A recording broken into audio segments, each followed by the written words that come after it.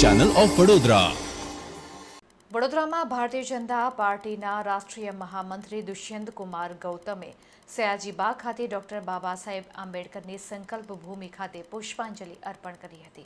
વડોદરા શહેરમાં ભારતીય જનતા પાર્ટીના રાષ્ટ્રીય મહામંત્રી દુષ્યંત કુમાર ગૌતમજી વડોદરાના પ્રવાસે આવ્યા હતા। ત્યારબાદ સયાજીબાગ ખાતે ડોક્ટર બાબા સાહેબ આંબેડકરજીની સંકલ્પ ભૂમિ ખાતે પુષ્પાંજલિ અર્પણ કરવા માટે તેઓ પહોંચ્યા હતા। આ દરમિયાન મોટી સંખ્યામાં ભારતીય જનતા પાર્ટીના હોદ્દેદારો અને કાઉન્સિલર તેમજ અન્ય મહાનુભાવોની ઉપસ્થિતિમાં સંકલ્પ ભૂમિ ખાતે પુષ્પાંજલિ અર્પણ કરવાનો કાર્યક્રમ યોજવામાં આવ્યો હતો।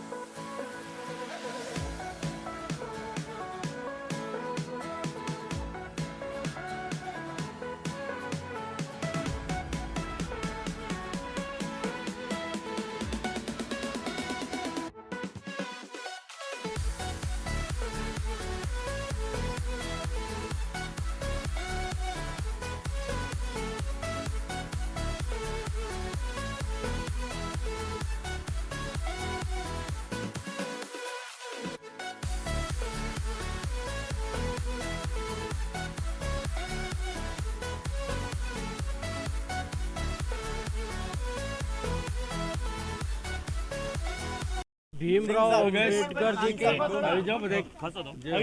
संकल्प भूमि पर मुझे नमन करने का एक अवसर प्राप्त हुआ है।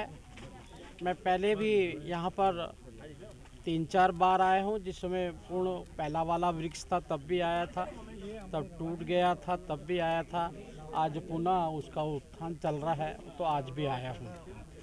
ये भूमि डॉक्टर भीमराव अम्बेडकर जी ने यहाँ से संकल्प लिया था कि मैं समाज की सेवा करूँगा। उनको जिस प्रकार से मेरा ज़्यादा पढ़े लिखे होने के बावजूद भी मेरे साथ जो दुर्भावनापूर्ण व्यवहार किया जा रहा है, तो मेरे समाज के साथ क्या हो रहा होगा, ये संकल्प लेकर वो समाज के उत्थान के लिए निकले थे।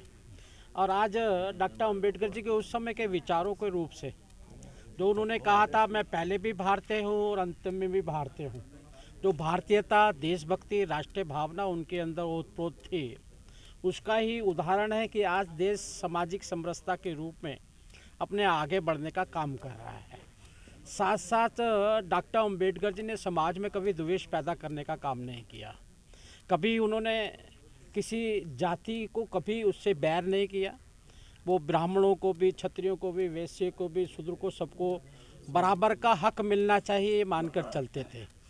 लेकिन जो ब्राह्मण बात था, जिसके कारण छुआछूत थी, उसके वो हमेशा विरोध में रहे, क्योंकि स्वयं उनकी पत्नी भी ब्राह्मण थे। जो अंबेडकर नाम मिला वो भी ब्राह्मण एक उनके गुरु थे, उनसे मिला था। और अजगले जो उनके साथ में सहायक रत्तू जी के साथ में रहते थे वो भी ब्राह्मण ही थे, इसलिए ब्राह्मणवाद से उनका कोई विरोध नहीं था। आज उनके विचारों पर देश चल रहा है, विश्व के अंदर सबसे बड़े लोकतांत्रिक रूप में हिंदुस्तान को माना जाता है, ये डॉक्टर अम्बेडकर जी की देन है। लेकिन डॉक्टर अम्बेडकर जी को आज पूरे संसार के अंदर जिस प्रकार से जो उनका अभी 125वां जन्मदिन गया था, भारत सरकार ने लगातार पूरे विश्व में 140 अम्बेसियों के अंदर उनका जन्मदिन मनाने का कार्यक्रम किया था। आज डॉक्टर अम्बेडकर जी को पूरे विश्व के लोग मानते हैं और नरेंद्र मोदी स्वयं कह चुके हैं कि आज मैं जिस पद पे हूँ अपने अम्बेडकर जी के कारण से हूँ। और अम्बेडकर जी को पूरा पंचतीर्थों का निर्माण, आज दुर्भाग्य है कि आज़ादी के बाद उनको भारत रत्न जब मिला जब गैर कांग्रेस सरकार थी। उनके विचारों को, उनके लेखकों को, दलितों के साहित्यकारों को लगातार दबाने का काम किया गया, लेकिन उनको भी नमन करता हूँ। लगातार डॉक्टर अम्बेडकर जी के विचारों को उन्होंने जीवित रखा और जीवित ही नहीं रखा, वर्तमान में जिस प्रकार से उनके पंचतीर्थों का निर्माण हुआ है, हमें बड़ा दुख होता है। पार्लियामेंट में मैंने भाषण में अपने कहा था, हमारे बच्चे पूछते हैं कि दुनिया की हमें समाधियाँ देखने को मिलती हैं, डॉक्टर अम्बेडकर की समाधि कहाँ है। मैं मोदी जी का धन्यवाद करना चाहता हूँ कि उन्होंने चेत भूमि पर हिंदू मील को बंद कर बहुत बड़ी समाधि देने का काम डॉक्टर अम्बेडकर का भारत को किया है।